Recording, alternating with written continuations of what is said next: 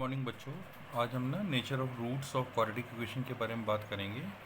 तो क्योंकि quadratic equation आपको पता है A X square plus B X plus C equal to zero होती है, जिसमें ए को ज़ीरो होना अलाउड नहीं है। तो ये हमारी क्वाड्रेटिक इक्वेशन कहलाती है। लेकिन अगर मेरे को उसको बिना सॉल्व करे इसका नेचर पता करना है कि इसके रूट्स क्या होंगे, रूट्स का नेचर क्या होगा, ये पता करना है। तो इसके लिए मुझे सबसे पहले निकालना होगा D. D stands for discriminant. Discriminant, right.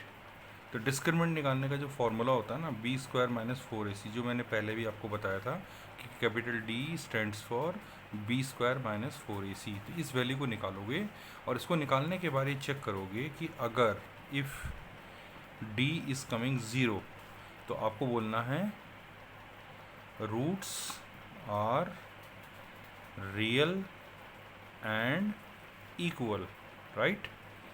Roots जो हैं रियल और इक्वल होंगे, ठीक हो गया।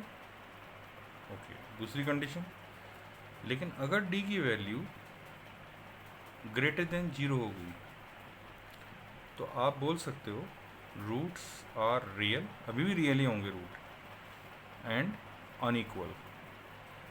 अनइक्वल, अनइक्वल को एक और नाम से दे सकते हो, डिस्टिंक्ट।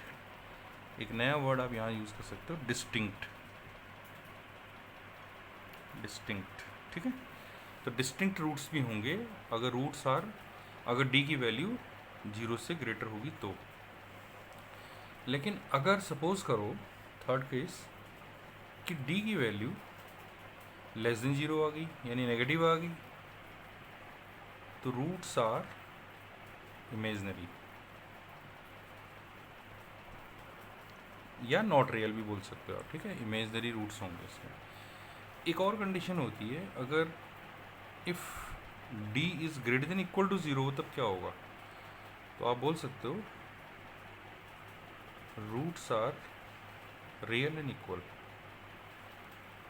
रियल एंड इक्वल, ये कंडीशन। तो रियल एंड कंडीशन के केस में लास्ट केस लगाना है, और ये ग्रेटर देन, ये लेस देन जीरो वाला केस तब लगाना है जो इमेजनरी होगा, और ग्रेटर देन जीरो का roots are real and unequal के लिए लगाना है, और D is equal to zero जो लगाना है वो केवल रियल एंड इक्वल के लिए लगाना है, ठीक है। तो रियल एंड इक्वल में ये केस भी रियल, मतलब एक तरह से खाली रियल आता है, तो रियल ग्रेटर देन के लिए रियल, रियल एंड इक्वल दोनों केसेस में ये केस आपके लिए वैलिड हो सकता है। अगर खाली इक्वल है तब तो आपको इक्वल रूट्स बोल सकते हो आप उसमें, ठीक है। तो ये केस आपको समझना है।